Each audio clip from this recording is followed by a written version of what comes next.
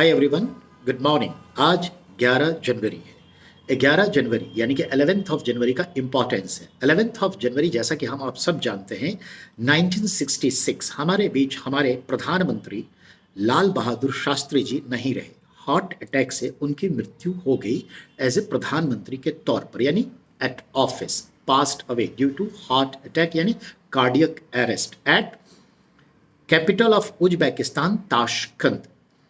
हम और आप सब जानते हैं कि 1965 का जंग भारत और पाकिस्तान ने लड़ा था।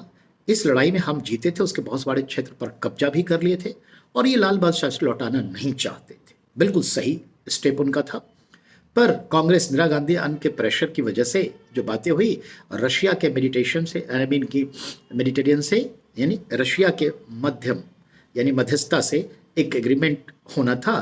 उसके लिए उस टाइम के यूएसएसआर का ही एक प्रांत उज्बेकिस्तान, उसकी राजधानी ताशकंद में एक सम्मेलन बुलाया गया। उधर से मार्शल अयूब खान थे और हमारे प्रधानमंत्री लाल बहादुर शास्त्री।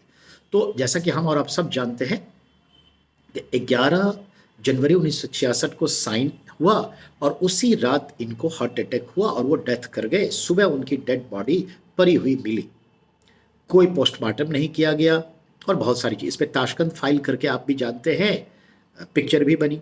तो बहुत सारी चीज़ें, कंट्रोवर्सीज है, बहुत सारी रहस्यमयी बातें उभर कर आई हैं, वो जाने दीजिए। हमें इतना याद रखना है कि जो 2 अक्टूबर 1904 को पैदा हुए इलाहाबाद में और शादी में उन्होंने एक हैंडलूम चरखा लिया था और जो इतने ईमानदार थे कि अपने फिएट कार का ईएमआई नहीं चुका पाने की वजह से डेथ भी कर गए थे, तो उनकी वाइफ ने उस कार को बेच के उसका ईएमआई चुकाया था और उन्होंने गेहूं उत्पादन किया था अपने प्राइम मिनिस्टर आवास के खेतों में।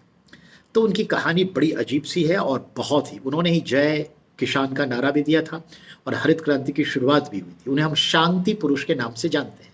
तो याद रखना, जो उनका जन्म 2 अक्टूबर, उनकी मृत्यु जो है, जो जयंती के रूप में हम लोग मनाते हैं, पुण्यतिथि के रूप में, पुण्यतिथि वो है इनका क्या मालूम होना चाहिए, 11 जनवरी 1966 को हमारे बीच नहीं रहे।